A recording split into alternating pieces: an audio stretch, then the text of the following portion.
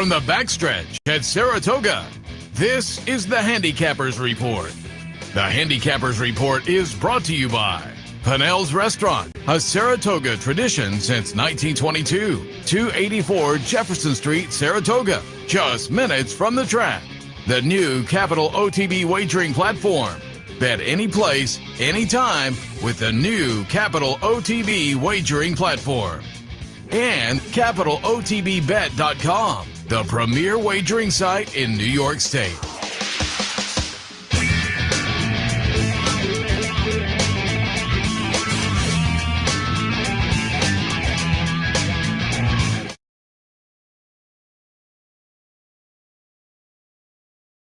Friday of the meet, as our guest said yesterday, little nip in the air. My car registered 52, which I am very sure has been the lowest temperature as I drove to work this morning. It is, I mean, it's gorgeous out. There is as little humidity, I think, as you could have. There's clear blue skies. Terrific. Already did Saturday's card. I have to tell you, Seth, because we've been doing some Del Mar work for the network, and their Saturday card coupled with Saratoga's Saturday card. The Breeders' Cup Friday, Saturday will be far easier for me personally than the Del Mar action, which obviously have Flightline, but they have a bunch of other stakes. They also seem to have put a big maiden special weight race in the mix. Contentious races all over the board. The Del Mar Derby, the Del Mar Handicap, and the racing here tomorrow. I mean, the Flower Bowl, the Jockey Club Gold Cup. It was lots of maiden races. Boy, I'm telling you, yes. I don't know. I mean, was it a three-way split? I think I got one condition 3 times. I couldn't. I was like, holy cow! In fact, I think that's what Mike Welch said yesterday. Okay. They had so many that they split it into 3. Yeah. So I'm telling you, I was exhausted when I finally finished Del Mar. I was so exhausted I sent the stuff in late at night because I needed an extra 20 minutes of sleep this morning. Usually I get up in the morning, I have to send something to Seth, and multiple things to the network. So it was, and I was like, I did it the other way around. I fell asleep early, so I had to wake up early. So okay, yeah, that's usually the boat I like to be in, is because I like to wake up fresh and get to the finish line. But 11 yesterday, 11 today. I will also do. I will do a little directing from the hosting chair. We may want to even up the shot here a little bit. We're tilting. We got all my stuff in the shot. We're gonna slide off a little bit, but it is day number 37. Yeah, so it's we're running on Monday. Wrap up the meet, the 40 days. Don't forget tomorrow early post time, 12:05. Today, mini umbrella giveaway. Umbrella. Keep that in mind. If you come over, I haven't needed it here too often this year. Haven't an umbrella. Oh no, yeah. You know, like 20 minutes before the first race of the meet, and a couple sprinkles. You know, in the course of the day, but. You know, it's been a remarkable meet on many fronts. Obviously, the handle, the attendance, everything has been fantastic. And now we have a more fantastic shot. Thank you, Mr. Dino. Yeah, it was a nice day yesterday. Going to be a nice day again. I almost brought the camel hair in today, but I thought you didn't bring the tie in. Steve Pick, I was feeling it was a no tie day. Is Steve Pick laid on the? No, I just felt it was a no tie day today. We're Too hot? Last week, fan appreciation. Just relaxed Friday in here. Like I said, I was going to bring the camp, but I thought by 11 is it going to heat up? And I don't know whether it will. Though it's nice. It's very. I think it's supposed to be a beautiful afternoon. Like it's going to be one of those rare days. I think it's going to climb almost 30 degrees, which is, it's great at a racetrack that it'll be, warm this afternoon, and I think a comfortable warm for many people.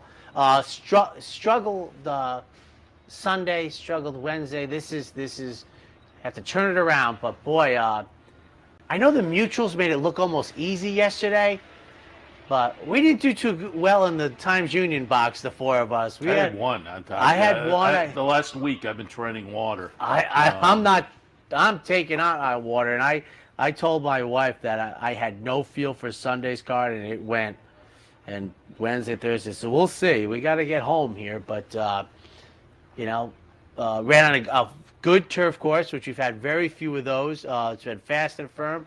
I was looking at it. I think we've only run. This is going to be shocking, I think. 5 dirt races on a good racetrack. And we've had about 15. Of course, Travers Eve was 11 of them on the sloppier, muddy track. That was the one day that really got hit. And then we had a day in July where we had about 9 others, like 3 and 6, etc. But so my thought with the good is, a track that's drying out. We've had like beautiful weather. It rain out basically on Travers Eve and a couple other hand mixed races.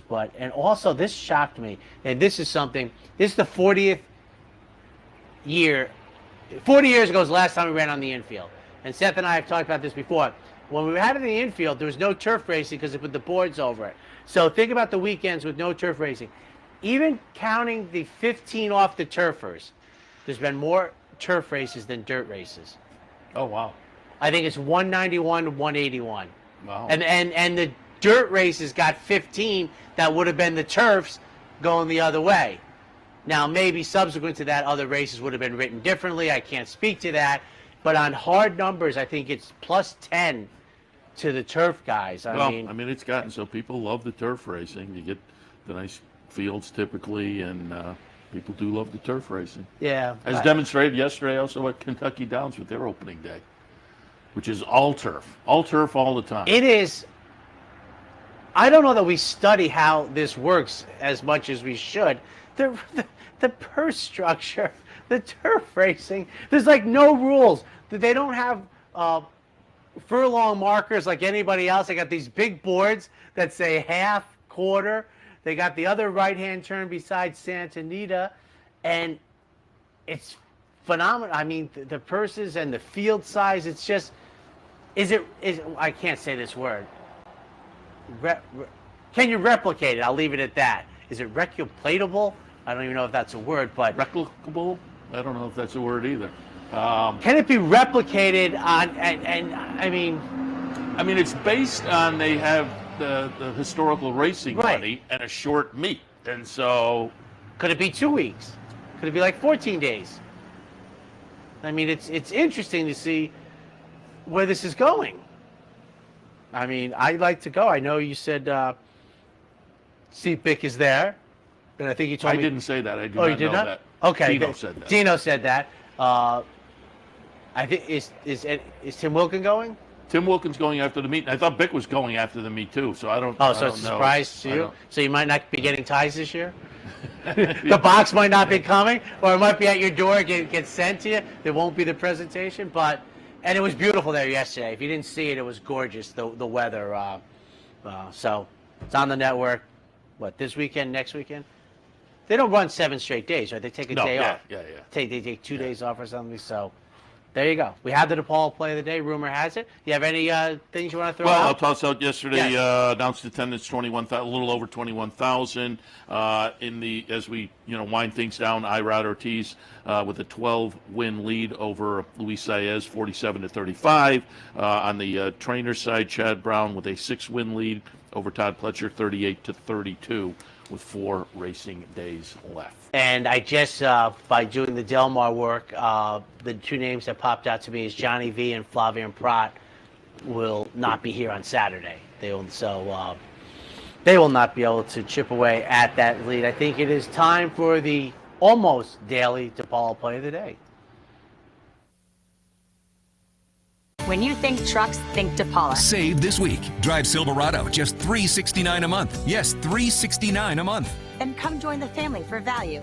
Just visit, call, or click. So come join the family and think Depaula for all your automotive needs. Hello everybody, Kevin Cox, the Brooklyn Cowboy here with your Depaula Play of the Day from beautiful Saratoga Race Course. We've been giving you our Play of the Day on Fridays and Saturdays throughout the meet, and through 13 selections so far, we're showing a flat bet profit on the win end. Additionally, we come into today with 3 wins and a showing from our last 4 selections to date. We have 2 to go here this weekend, so let's see if we can get at least 1, if not both of them home. We're looking at today's sixth race on the card, and the number 10 security code. This surcharge posted an adjusted 69.1 buyer speed figure first time out. And according to the pedigree, we don't think the result was an aberration whatsoever. We love the outside draw in dirt sprints, absolutely love it, and feel that Tyler Gaffalione is going to be able to do a little bit of a killer crossover once the gates open and put himself in a nice, close stalking position, if not on the front end. We don't see this one being any worse than second this afternoon, with the lone threat being the number 5 horse. So if you wanted to do an exacta reverse to save yourself a little bit, feel free. But on the top end, our Depaula play of the day, race 6 from Saratoga, is going to be the number 10 security code. And we'll see you at the races.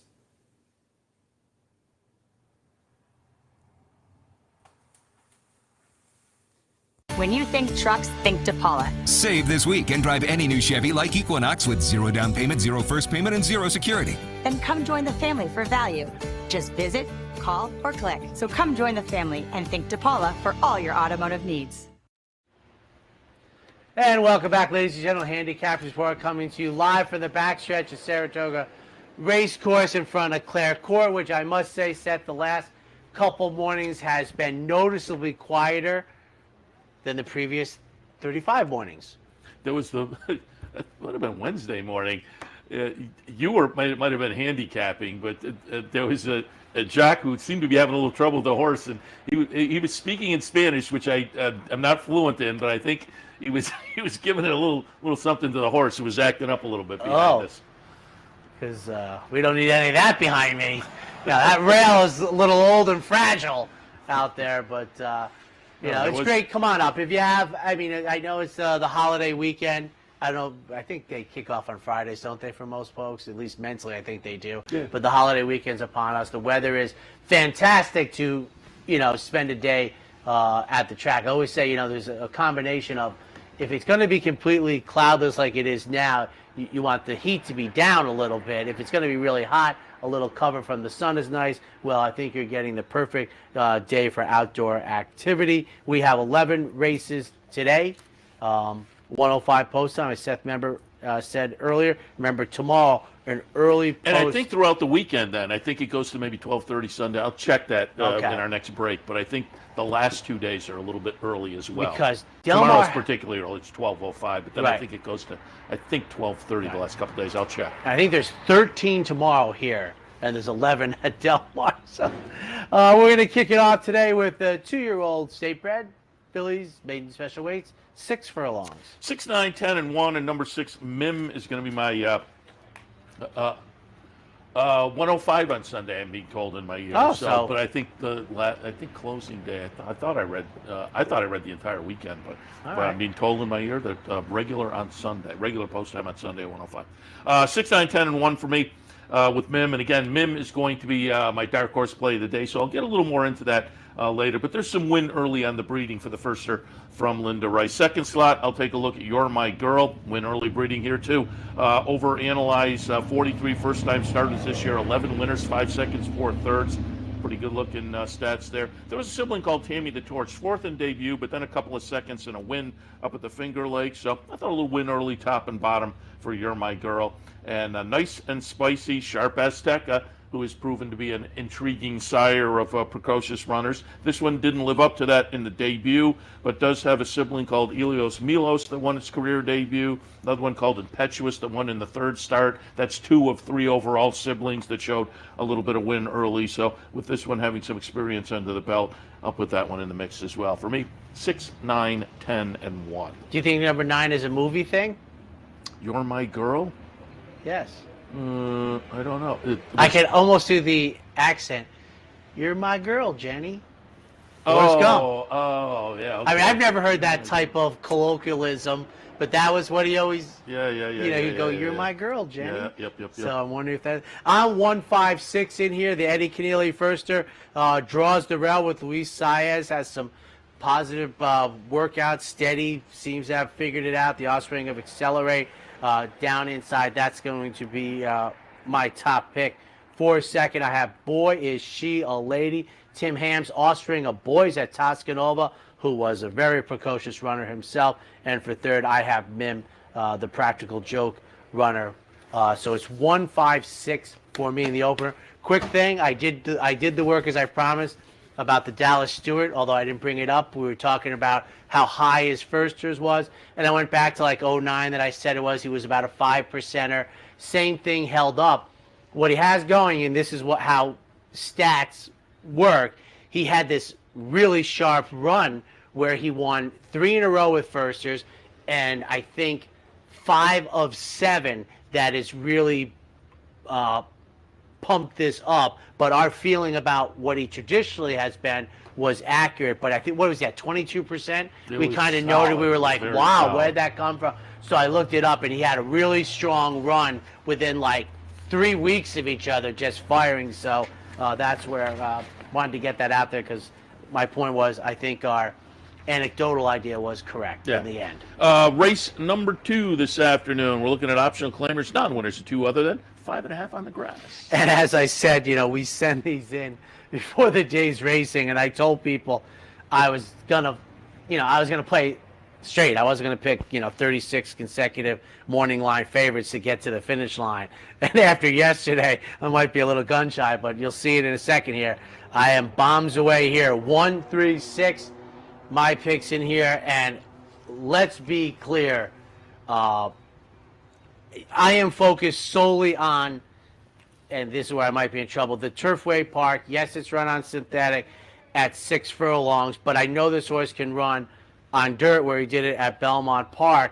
But the effort was so visually impressive that I don't think that the Belmont race is a one-trick pony thing, and the synthetic race indicated to me that debuting on turf, that maybe we can get it done. I mean, so Manny Franco took had to figure this horse was going to be a long shot. But let's be clear, my top pick in here for second, Seth's top pick, mail order, who the race goes through, Bill Mott, mail order, Jose Lascano, 7-5 on the board. And as I said, now here's a horse where, practically speaking, not only did he come back off a 16-month layoff, he's actually better, which is, I'm just glad I kicked that to the curb, my old ideas. And for third, number 6, Ella Nation for Michael Trambetta, coming out of the Jamelia Stakes.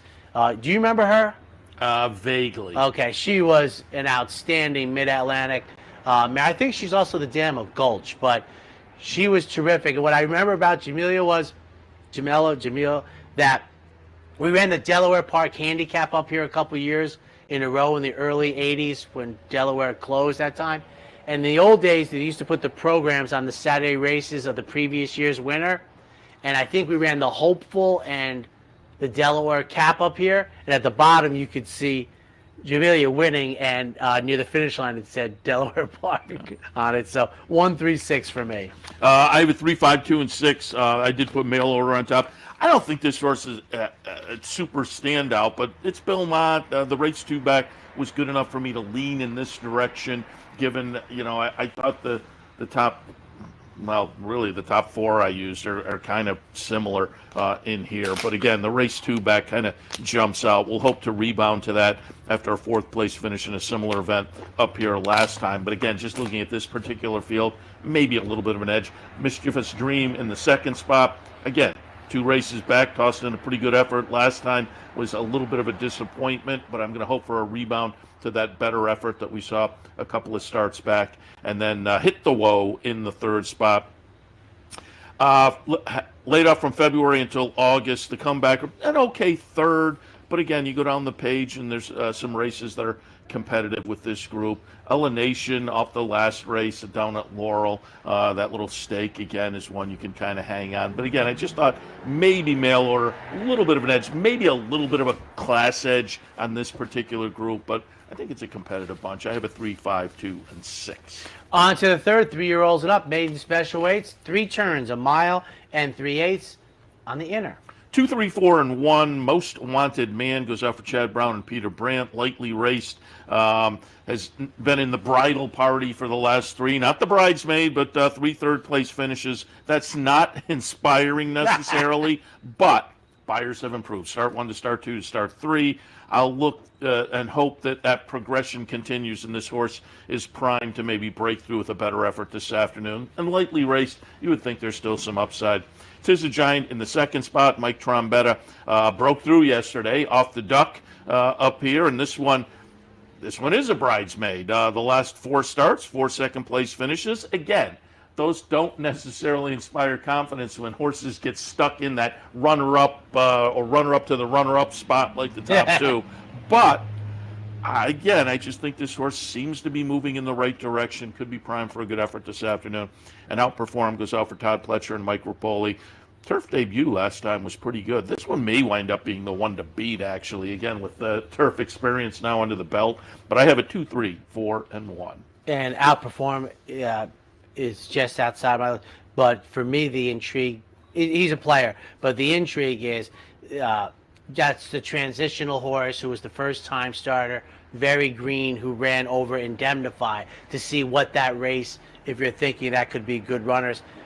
Close to the board. I'm 3-2-1. Tis a Giant. As Seth said, Michael Trombetta. We had the Bees in the late double yesterday. Well, Be the Boss was Michael Trombetta's getting off the duck.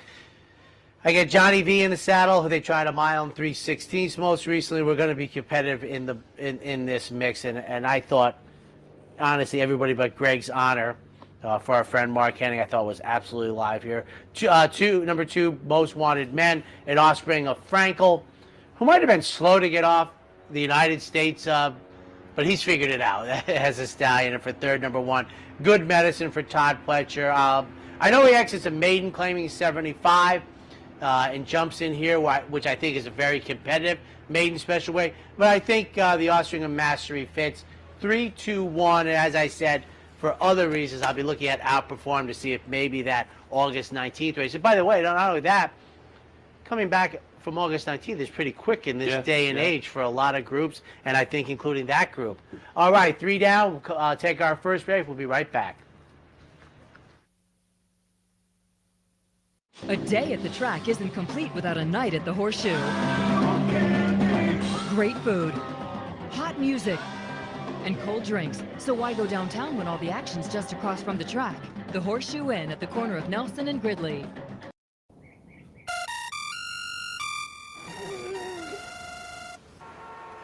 Come on.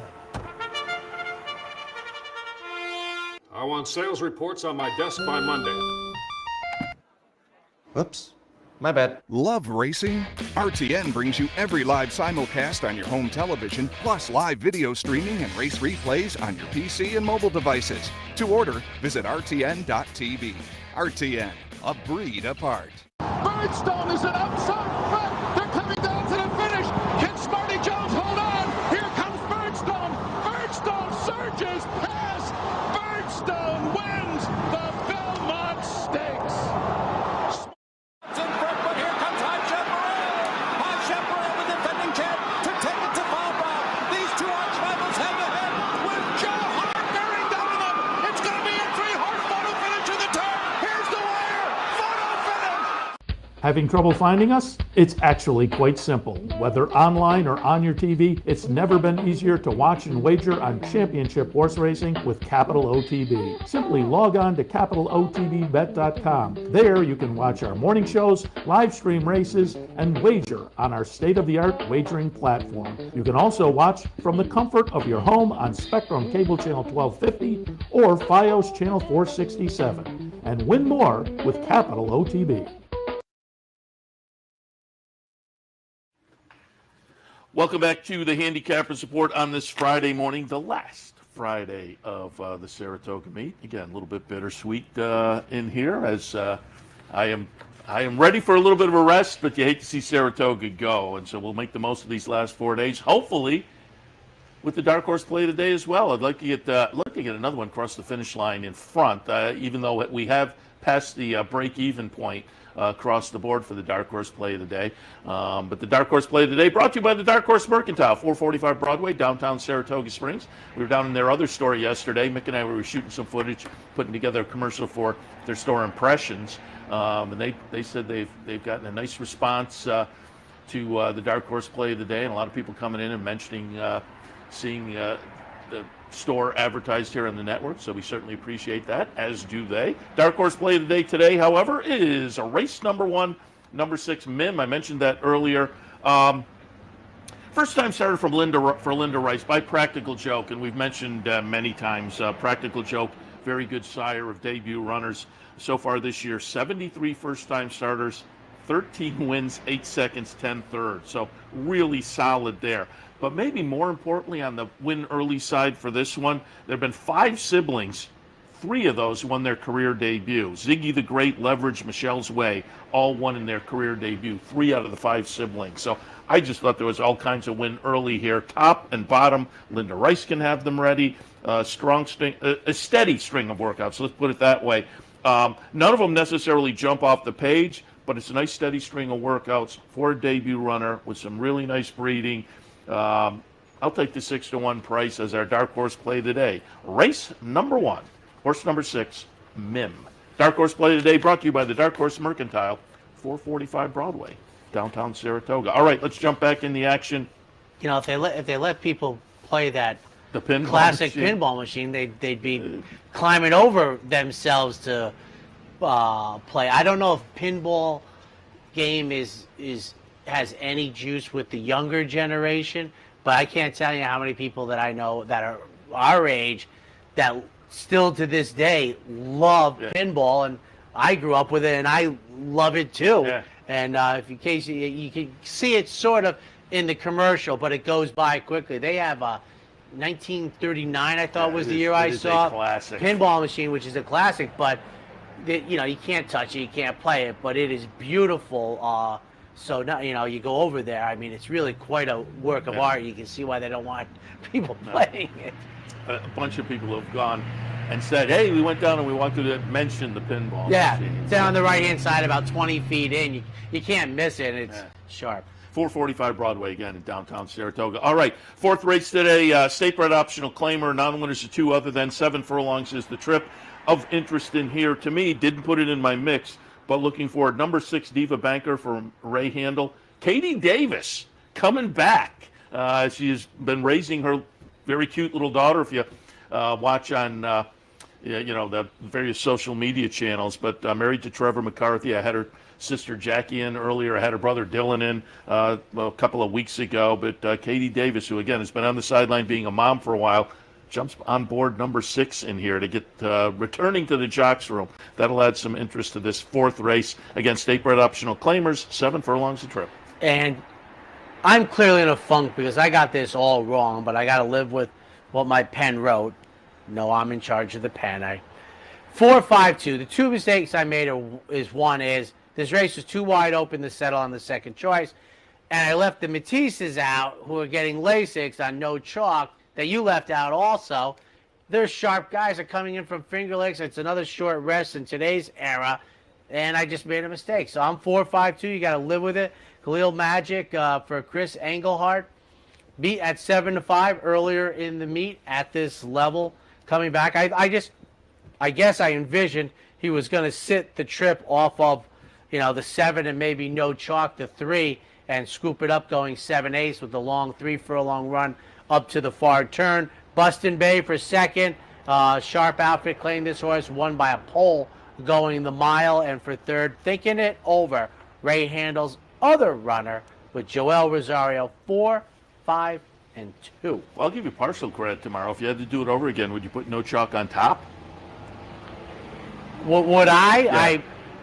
Yeah. Yes, because of this. Obviously, we liked him. I first met Paul in 1991. He was sitting in the teletheater, and this was May, and he had the Racing Times, and we couldn't get the Racing Times yet. It would be another 3 or 4 weeks.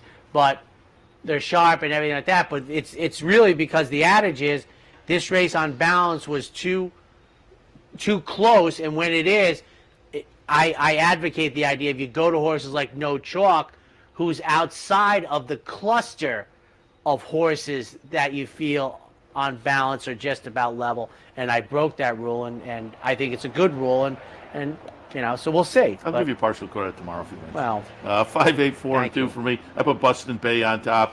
Just Saratoga lover. Three wins and 4 starts over this track, including the win at the mile last time. Cuts back to the 7 today. So Buston Bay on top. Jose Ortiz on board, and he's on a little bit of a roll right now, so that's a bonus also. Mosienko in the second slot.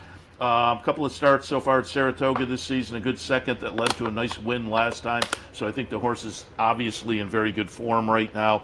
And another one who's shown affinity, particularly this year, to the track. And Kali Magic in the third slot. Also a couple of starts this year. A nice win. The follow-up, not so much, but I would think a rebound is not out of the question this afternoon to get closer to what we saw 2 back in the fourth. 5-8, 4 and 2. And the fifth race for me is as good as getting the handicap horse racing is. 3-year-olds and up fillies, entry-level allowance on the Mellon Turf Course at the top of the stretch, 1 mile and 3/16. 4, 6, 7, and 9. I could have made cases for the 1 and the 3, but I went with Control Function. Off a layoff for Chad Brown and Klarovich. Showed some ability at Aqueduct at the end of last year. Came back January down at Gulfstream, a good second in a starter allowance at the proper non-winners of 1 level today. Off a layoff for, again, Chad and Klarovich with the horse who was shown some talent. Now, there is a layoff. Maybe the numbers are a little light compared to some of the others in here. But being lightly raced and having this layoff, I'm not going to be at all shocked to see this horse go forward. And I look up at the 8-1 price with these connections. I'll buy into it. So Control Function on top for me. Classic Colors in the second spot. Third start back this season for the Clement runner. Won the seasonal debut and then regressed a little bit off of that. I would think in the third start back, maybe we move back into a better form, a little rebound kind of an effort. Transient in the third spot. If you go back to Sunday and Wednesday, Safi Joseph was 2 for 2 over those 2 days racing up here at Saratoga. So maybe in a little bit of a groove is Safi as the meet kind of winds down. This one hasn't been seen since last year up at Woodbine, but off the layoff. And again, trainer maybe getting in a little bit of a hot spot, hot streak over the last few days. We'll put that one in the mix. Blue Times from the outside with the early speed I thought was potentially a little bit interesting as well, but is from the outside. Now should have a nice stretch run to find some position and could be dangerous. So 10-1, that also is intriguing. But I have it 4, 6, 7, and 9. He beat me with his first row. I'm nervous now. That early double the other day. 8-7-5 for me in a terrific horse race. I've mentioned a couple of times on the program earlier in the meet and then yesterday a little bit. We rarely run these 1.8 on the inner turf course where they start at the top of the stretch. Well, my top pick ran in the first of, I think we've had 3 now of them.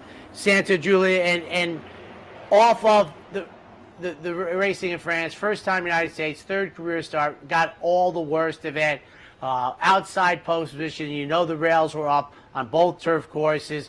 Long run down to the turn didn't help us much at all, and I didn't draw a great post position in here, but I think Santa Julia, the number 8, will improve. Second time United States, and I am somewhat wishful that we'll cut out a better trip this time, at least save a little bit more ground perhaps, but I completely entrust in Flavien Prat to make the right decisions, and Santa Julia, 6-1 on the morning line, my top pick. Right next door, Transient, my second pick, moves into the Safi Joseph barn for the seasonal debut. I've talked about it often. It does, the layoffs, they don't matter to me anymore. I've just kicked them to the curb, and this is an offspring of the rare in this sport, folks, outstanding runner and terrific stallion, See the Stars, and for third, number 5, Bally Star. Second start since May, 8-7-5 in the fifth. Race number 6 on Friday afternoon. State-bred maidens, these are 2-year-old fillies. They will travel 3/4 of a mile. And I am 7-10-8 here. And a quick note, the 3 intrigued me. I don't know if it did to you at all. And I was even surprised, like Mark Henning, who we love and helps the show out so much throughout the year, we kind of got a feeling, Firsters isn't his bag. I was surprised to see the daily racing form stats for second start, and I really wanted to put Spinning Colors in here, but that's a tough number to get over. So I'm 7-10-8. Charlie Baker sends out the Firster Super Slide, and Offspring of Congrats makes the debut. Just really sold on the workouts, and since we have a majority Firsters, and I think it's 4 runners have run one time, I was going to take a shot on a flyer on a 12-1 shot. For a second, the outside horse, one of the veterans in the group, Phil Serpy's horse was very sharp on debut, and Phil Serpy has had a very good meet with limited runners. The Offspring of Frosted gets Tyler Galfione for the second start. For third, number 8, Crimson Princess for Jeremiah Engelhardt, and Offspring of Cloud Computing. And Seth, when I made these picks, my thought was, if there was a buzz on a horse, it's the 8. I'm not saying there is, but I was looking at the workouts and looking at the pedigree, and I was like, if I walked into the track and I see you have him a peg higher, her a peg higher, that if somebody said that this was the horse for Jeremiah, I would be like, I'm not surprised, but I still only put in third. 7-10-8. I went 5, 8, 10, and 3. Bantera on top. Paid a decent amount of money at the Ocala sale for this one. I looked. It's by Practical Joke, and that attracted my attention. The fact that this horse went off as the favorite in the debut for Steve Asmussen. Ran a good second. The Asmussen horses can often improve in the second start, so you had all that in. 2-year-old sale gets a good price, goes off as the favorite by Practical Joke. As second time starter from Asmussen, Bantera on top. Crimson Princess, Cloud Computing so far this year. Numbers don't jump off the page necessarily, but they're okay for firsters. 19 first-time starters this year, 2 wins, 1 second, 4 thirds. So a little bit of breeding there that maybe you can hang your hat on. Security Code is the 2-1 favorite for Phil Serpy. Yeah. Yes. By Frosted. Comes out of that Maple Leaf Mel race, as does number 3 Spinning Colors, who I have down in the 4th spot. And Maple Leaf Mel just looked good on the return as well. Yeah. And so that may be an interesting race to follow and see how horses come out of it. Again, I have Security Code and Spinning Colors, both having run second and third to Maple Leaf Mel down in the mix. We'll get a little barometer on that more. Maple Leaf Mel, I think, gave us a pretty good barometer with the follow-up, but we'll get more of that today. I have it 5, 8, 10, and 3. And I'll also, just because we were talking New York traffic and XY speed, how do you think they're going to pronounce the number 1 horse in here? What will John Embryo call this one? I'm going JSK, because I have no idea what else you would go with that, and I don't know what it refers to, or neither do I. Now there's, who's coming up, I think tomorrow, right? NY Anthem. Oh. That's not what he's going to call him. He's going to call him New York Anthem. All right, we'll take. Quick note in the race. They had the 4 horses that have run. 2 of them are the first and second choice. So David Aragona makes the morning line, and I think David is also dialed into the firsters, so maybe there's nothing to the number 8 that I was referring to. So we'll take a quick break. When we come back, the late pick 4. It only takes one upset to make history, and now you can be part of Saratoga's long tradition at the Dark Horse Mercantile.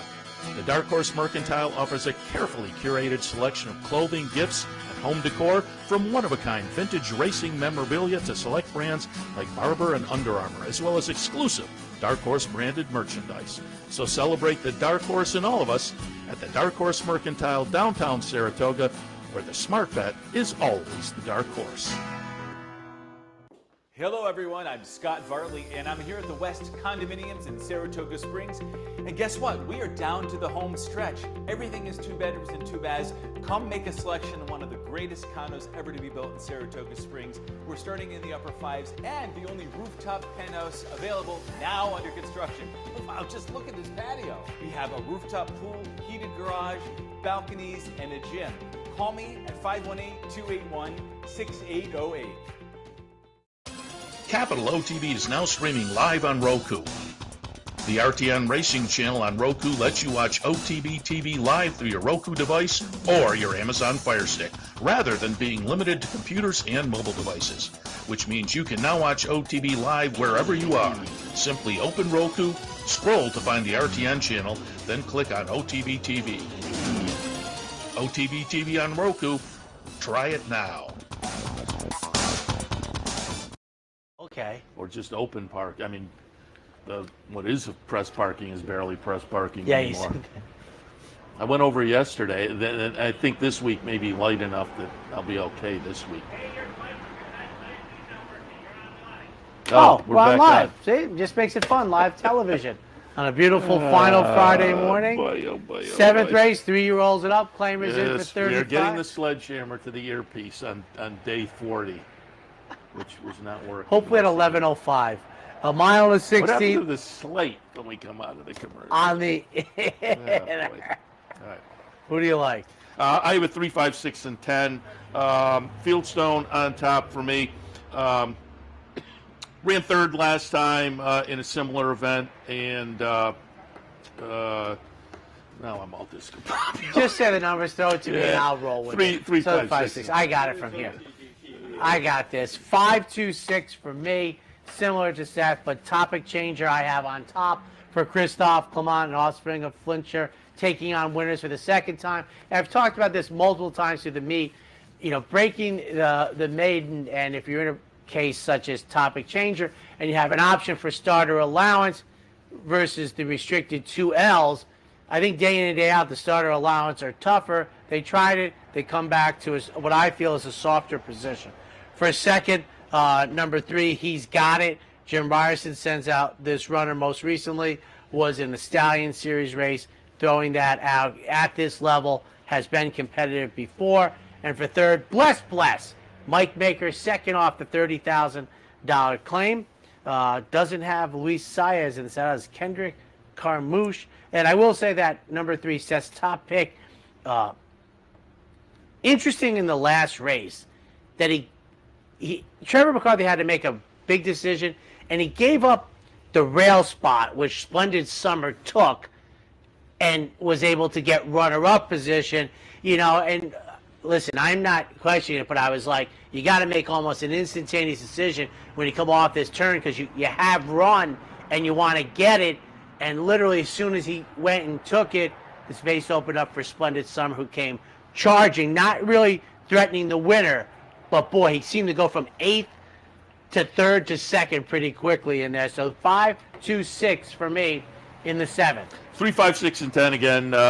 Fieldstone on top. The third place finish last time when dropped to this level, I think bodes well for and I'm not enamored with this horse, but it's just there was enough there in this particular field. Absolutely. Topic changer on a class move I think is very playable in here. Lightly raced and does get a class move that I think is notable. And Bless in the third spot. Just too far back last time. That was first off the claim. I'm kind of drawing a line through that and expecting a better performance today because, as they say, just kind of was never in it after a little bit of a troubled beginning. So Bless, I would expect an improved performance in the 7th. I have a 3, 5, 6, and 10. 8th race on this Friday afternoon kicks off stakes action. The Lucky Coin, $150,000 up for grabs. 4-year-olds and up, going a quick 5.5 on the grass. Do you remember him? Lucky Coin? No, not really. I think the name sounds. I'm not positive, but I think he was the chalk in the Breeders' Cup Mile. The last time was at Hollywood Park in '97. I think he was the chalk. And the horse from Europe with Cass, I think, Spinning World beat him. But the chalk and the jockey, or at least the regular jockey, and I think the jockey of that race, Robbie Davis. Oh, wow. I think that's right. But I would bet a 6-pack of Pepsi he was the chalk in the Breeders' Cup Mile. And now we run here 2, 6, 3 for me. The Critical Way. Very difficult buyer speed figures on turf. I think very difficult buyer speed figures turf sprinting. But boy, the 102 in the Get Serious in the seasonal debut. Now I will say this pattern that I see the Critical Way having this year is comparable to dirt racing, where off the bench you run a big number and then some slight muscle regression. And I'm expecting a big run today with Luis Saez on number 2, the Voodoo Zip. Christophe Clement's runner makes the first start since finishing off the board as the favorite up at Woodbine in a graded stake. And for third, number 3, Proven Strategies. Big price in here for Mark Casse, $263 in this year's Lucky Coin. 1, 5, 3, and 6. Big package on top. Couple of good second place finishes, and overall seems to like the scenery up here at Saratoga with 4 exacta finishes and 4 starts up here upstate. So I'll put that one on top in a really competitive race, I think. Thin White Duke comes in off a near miss last time to Golden Pal, and I think off of that Thin White Duke becomes very, very dangerous. And then in the third spot, Proven Strategies going out for Mark Casse. I'll have Mark Casse on the show a little bit later on Racing Across America, top of the hour. But the race is he the first guest? Top of the show. All right, finish up because I got some. Close up second, 2 starts back down at Monmouth. The follow up, the last time was a little bit more disappointing, but on the race 2 back, I'm going to land on him in the mix. So I have it 1, 5, 3, and 6. I've told the story before with Mark Casse. The second time Tepin was in the Breeders' Cup Mile, she didn't win that time, but at the media day session, I went up to her and I was just like, she's going in the Hall of Fame. I said, I mean, it's so hard for a middle distance United States filly to get in, and I'd almost take a poll of how many fit that bill. I don't think there are too many over there, United States ones. And I said, she's going in. And it's one of the few times I got it right. I mean, was there first year of eligibility? She couldn't have been too many, but she got in. And I'm trying to think, is there any other filly from the United States? Her triple. Yeah, we talked about that. That was what changed her arc, and then the body of work became the Hall of Fame. 9th race on the card, 3-year-old fillies, the Prioress, 6 furlongs. There was a time in its history, it was a grade 1, I believe. I don't know if it was her only one, but I'm rather sure it was her first one. Diane Nelson with AC Ducey years ago, I think, was her first grade 1 victory. It's now a grade 2. It follows the test, but generally speaking, it doesn't seem like it has a feel of a coupling race to me. No, I think that's. There was a couple years back there where they pushed the test to the back of the meet, and the Prioress was here locally on the front side. But it doesn't seem that it's. Well, it's not a logical progression either. The 7 back to the 6. That right, but you're right. I mean, but you'd be like, yeah, you're a sprinting filly. But what are there just 2 in here that come out of the test? I think the 2 and the 7. Yeah. So they're just the 2 of them. So the Prioress is up. 6, 1, 9, and 2. I will put Angitude on top for Brad Cox. Nice little workout coming into this. Comes out of a close-up 3rd place finish in a restricted stake earlier in the meet at the first day of the meet at the mile. And I think that bodes well for this afternoon. A little experience over the track with a pretty good effort running 3rd. But again, the bullet workout, the cut back to the 6 today, I think Angitude is very dangerous. Wicked Halo in the 2nd spot comes in off a little bit of a win streak down at Churchill in a couple of stakes for Steve Asmussen. Might wind up being the one to beat there. A little bit of time on the sidelines, though, a couple of months. But as I say, One Last Scene was going very well. And then in the 3rd spot, I'll go out to Smash Ticket, who comes in off a couple of wins herself, won a stake, or won an allowance event down at Lone Star, and then followed up moving up here to Saratoga and got it done in an optional claimer. But I think the fashion of those 2 races probably fits with this group this afternoon. So for me, 6, 1, 9, and 2. I was just thinking of the Prioress. It goes back too far for Equibase, but the MiG won it one year in '87, Fiery Challenge. I think I might have paid $100. Come running down the middle of the stretch, etc. I'm 8-6-2 in here, and half is enough for Michael Trembetta. Like I said, we sent him in early. He got off the duck, so that's less relevant. But I thought this horse was live here. 2 races back was runner-up in the Victory Ride, which was a stakes race that started here, sort of swapped with the Prioress. The Prioress used to be a Belmont race, came here. Half is enough. I was surprised when I saw 10-1 on the morning line because I think we readily fit. When she lost the victory ride, she was trying to go 4 for 4. I like half is enough in the Prioress now. For a second, Seth's top pick, Attitude for Brad Cox. 2 races back, 1 going 5.5, and then raced well, I thought, in the Wilton. And for third, Hot Peppers, who did win the victory ride and was runner-up in the test. And we talked about, Rudy was already in a slog then, and it looked like for a brief moment, well, what a way to break it. You're going to win the grade 1 test, and got beat by, was it 30 to 1, 36 to 1? Big price. So 8-6-2 in the Prioress. Right? We're going to take our final break before we come back for the finale.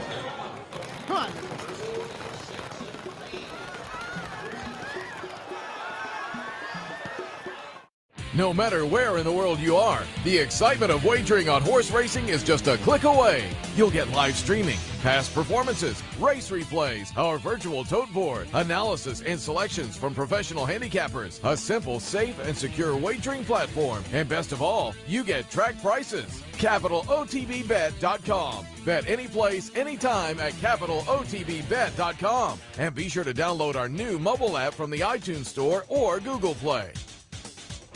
What if there was a way to become a better horse player, to have a better knowledge of the game, to be more successful?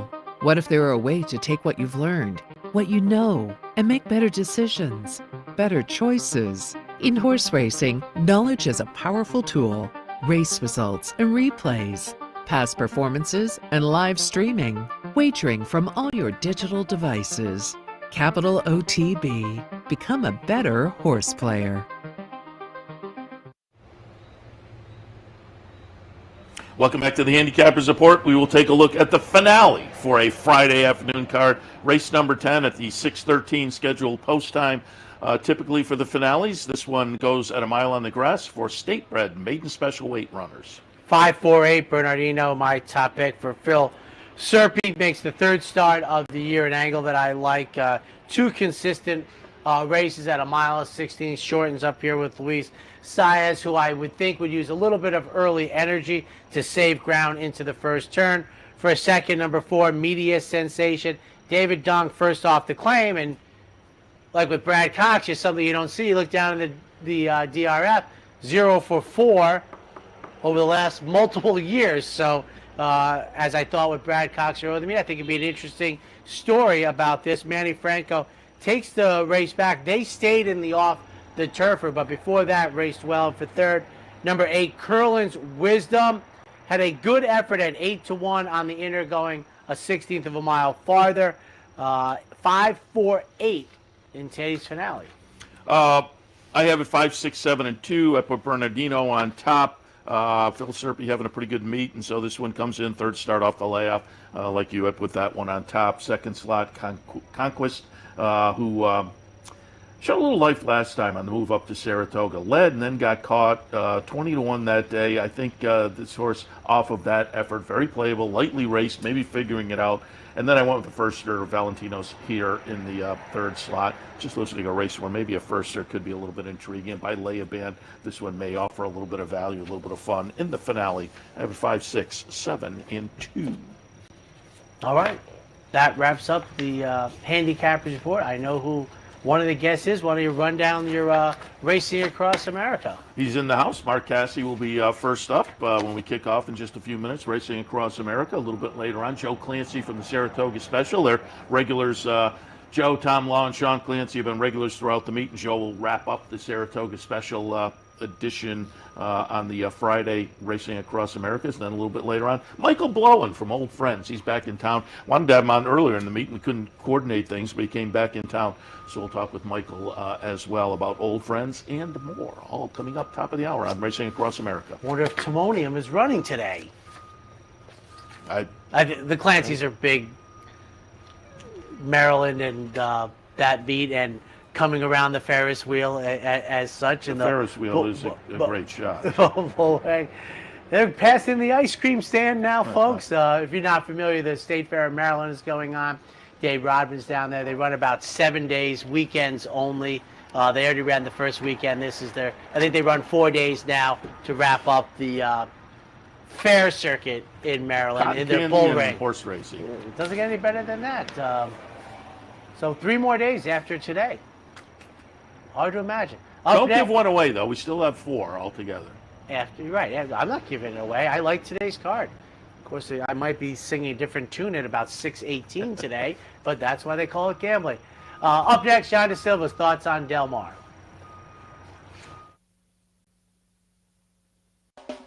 You're watching OTB TV, a service of Capital Off Track Betting.